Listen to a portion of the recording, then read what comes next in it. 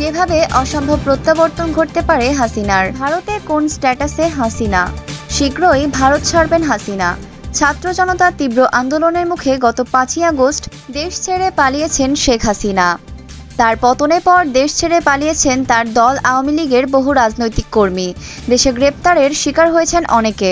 বাংলাদেশের অন্তর্বর্তী সরকার প্রধান হিসেবে দায়িত্ব নিয়েছেন ডক্টর মোহাম্মদ ইউনূস। তার দায়িত্ব গ্রহণের পর বড় প্রশ্ন হয়ে দাঁড়িয়েছে আওয়ামী লীগ ও শেখ হাসিনা ফের ঘুরে দাঁড়াতে পারবে কিনা, আবার ক্ষমতার রাজনীতির অংশ হতে পারবে কিনা। এ নিয়ে বিস্তারিত প্রতিবেদন করেছে যুক্তরাষ্ট্রের অন্যতম গণমাধ্যম টাইম ম্যাগাজিন, যার শিরোনাম কিভাবে সম্ভব প্রত্যাবর্তন ঘটাতে পারেন ক্ষমতাচ্যুত প্রধানমন্ত্রী শেখ হাসিনা। অন্তর্বর্তী সরকার অচল হয়ে পড়লে যে শেখ হাসিনার প্রত্যাবর্তনের সুযোগ বাড়বে সে বিষয়ে সবাই একমত। বিশ্লেষক জিল্লুর রহমানের মতে, আগামী দশকে বাংলাদেশের রাজনীতিতে হাসিনা ও তার দলের গুরুত্বপূর্ণ ভূমিকা রাখার কোনো সুযোগ নেই। তবে অন্তর্বর্তী সরকার ব্যাপকভাবে ব্যর্থ হলে এই প্রেক্ষাপট বদলে যেতে পারে। টাইম ম্যাগাজিনকে দেওয়া এক সাক্ষাৎকারে জয় বলেন, আমরা সবাই কোটা আন্দোলন দেখে অবাক হয়েছিলাম। আসলে আমি হোয়াটসঅ্যাপ গ্রুপে বলেছিলাম 30% কোটা বেশি হয়ে যায়, আমাদের এটি কমিয়ে 5% নিয়ে আসা উচিত। তখন একজন মন্তব্য করেন, আমরা মুক্তিযোদ্ধাদের নাতি নাতনি। আমি মজা করে বলেছিলাম এই জন্যই আমি 5% রাখতে বলেছি। শেষ পর্যন্ত কোটা ইস্যু অগ্নিশিখার মতো বৈষম্য ও রাজনৈতিক দমন পীড়নের প্রতি বাংলাদেশের জনসাধারণ ক্ষোভকে উস্কে দেয়। জুলাই মাসে এই অস্থিরতা তীব্র আকার ধারণ করে। শান্তিপূর্ণ আন্দোলনকারীদের সহিংসভাবে দমন পীড়নের ফলে অন্তত 1000 মানুষ মারা যান। হাসিনাকে শেষবারের মতো যখন দেখা যায় তখন তাকে একটি সাময়িক হেলিকপ্টারে ওঠানো হচ্ছিল। অন্যদিকে আন্দোলনকারীরা তার সরকারি বাসভবন দখল নিয়েছিল। হাসিনা সেই পরিস্থিতিতে ভারতে পালিয়ে যান। তিনি এখন পর্যন্ত ভারতেই অবস্থান করছেন এবং জনসম্মুখের আড়াল থেকে নিজের ক্ষত সারানোর চেষ্টা করছেন। সজীব ওয়াজেদ জয় বলেন, তিনি দেশের পরিস্থিতি নিয়ে খুবই হতাশ, কারণ গত 15 বছরে তার সব পরিশ্রম প্রায় বিফলে যাচ্ছে। বাংলাদেশে এখন একটি বড় ধরনের হিসাব নিকাশ চলছে। 15 বছরের অপ্রতিরোধ্য শাসনের সময় হাসিনার দল আওয়ামী লীগ প্রত্যেকটি সরকারি প্রতিষ্ঠানকে রাজনৈতিকভাবে নিয়ন্ত্রণ করেছে।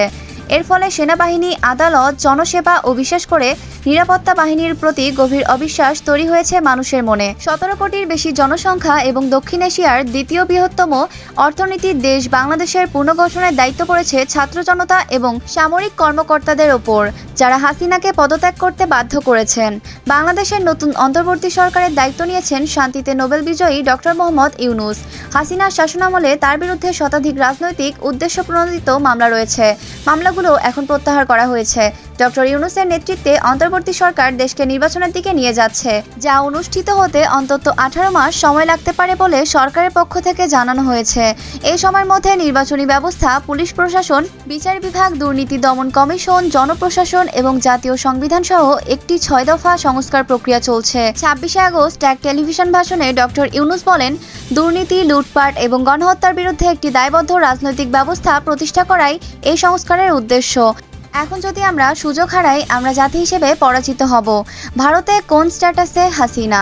হাসিনার দেশত্যাগের পর কয়েক সপ্তাহ রাজনীতি ও নিরাপত্তা শূন্যতা তৈরি হয়েছিল।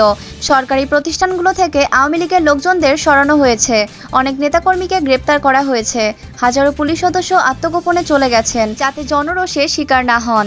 এদিকে প্রধান বিরোধী দল বাংলাদেশ জাতীয়তাবাদী দলের নেত্রী খালেদা জিয়া গৃহবন্দী অবস্থা থেকে মুক্তি পেয়েছেন। দেশের প্রধান ইসলামপন্থী দল জামায়াতে ইসলামীর ওপর থেকে নিষেধাজ্ঞা তুলে দেওয়া হয়েছে। তবে হাসিনার পতনের উচ্ছ্বাস এখন দেশ কোন দিকে যাবে তা নিয়ে মতবিরোধ রূপ নিয়েছে। 31 সেপ্টেম্বর ট্রান্সপারেন্সি ইন্টারন্যাশনাল বাংলাদেশ সরকারের পক্ষ থেকে পাঠ্য বই পর্যালোচনা করার জন্য গঠিত একটি কমিটি বিলুপ্তির সিদ্ধান্তকে ইসলামী মৌলবাদীদের সঙ্গে গুরুতর এবং বিপজ্জনক আপোষ হিসেবে আখ্যা দিয়েছে। এর জবাবে ইসলামী সংগঠন হেফাজত এ ইসলামের নেতারা এসব উদ্যোগকে ফ্যাসিবাদী বলে নিন্দা জানিয়েছেন। তবে অন্তর্বর্তী সরকারে কোনো রাজনৈতিক দলের উপস্থিতি না থাকায় নতুন নির্বাচনের দাবি আরও জোরালো হবে। এই সরকারের বৈধতা আছে, সমর্থন আছে, কিন্তু জনপ্রতিনিধিত্ব নেই, বলেছেন নরওয়ে অসলো বিশ্ববিদ্যালয়ের বাংলাদেশি গবেষক মুবাশার হাসান। সংস্কারকরা সত্যি জটিল এক পরিস্থিতিতে পড়েছেন। কার্যকর সংস্কার বাস্তবায়ন করতে এবং দুর্নীতিবাজদের শাস্তির আওতায় আনতে সময় লাগবে, কিন্তু যে দেশের সাধারণ মানুষদের অর্থনৈতিকভাবে হিমশিম খাচ্ছে সেখানে খুব শীঘ্রই জনগণ ধৈর্য হারাবে। রাজনৈতিক অস্থিরতা ও সাম্প্রতিক ভয়াবহ বন্যার কারণে গত সপ্তাহে এশীয় উন্নয়ন ব্যাংক বাংলাদেশের অর্থনৈতিক প্রবৃদ্ধির পূর্বাভাস 6.6% থেকে কমিয়ে 5.1% করেছে। জানুয়ারি নির্বাচনের আগে বিএনপি কর্মীদের বিরুদ্ধে লক্ষাধিক মামলা দায়ের করা হয়েছিল। যুক্তরাষ্ট্র এই নির্বাচন অবাধ ও সুষ্ঠু হয়নি বলে উল্লেখ করেছিল। ট্রান্সপারেন্সি ইন্টারন্যাশনালের 2022 সালের দুর্নীতির ধারণা সূচককে বাংলাদেশের 180টি দেশের মধ্যে ইরানের সঙ্গে যৌথভাবে 147তম অবস্থানে ছিল এবং তালেবান শাসিত আফগানিস্তানের এক ধাপ ওপরে ছিল।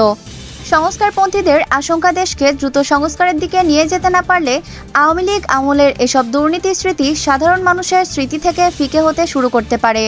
উইলসন সেন্টারের সাউথ এশিয়ান ইনস্টিটিউটের পরিচালক মাইকেল কুগেলম্যান হাসিনার প্রত্যাবর্তনের সম্ভাবনা উড়িয়ে দিতে পারছেন না। কুগেলম্যান বলেন, হাসিনার প্রত্যাবর্তন বেশ সম্ভব। দক্ষিণ এশিয়ার পরিবারতান্ত্রিক রাজনীতির ইতিহাস ঘাটুন, দেখবেন পরিবারতান্ত্রিক রাজনৈতিক দলগুলোকে দেউলিয়া মনে হলেও এ দলগুলোকে একেবারে বাতিলের খাতায় ফেলতে পারবেন না। তবে অন্য পর্যবেক্ষকরা হাসিনার প্রত্যাবর্তনের বিষয়ে কুগেলম্যানের মতো এত আত্মবিশ্বাসী নন। সারা বাংলাদেশে হাসিনার পোস্টার ছেঁড়া হয়েছে, বিকৃত করা হয়েছে, তাকে স্বৈরাচার হিসেবে গ্রাফিতি আঁকা হয়েছে। তরুণ প্রজন্ম হাসিনার লিগ্যাসিকে এভাবেই দেখছে, বলেন মুবাশার।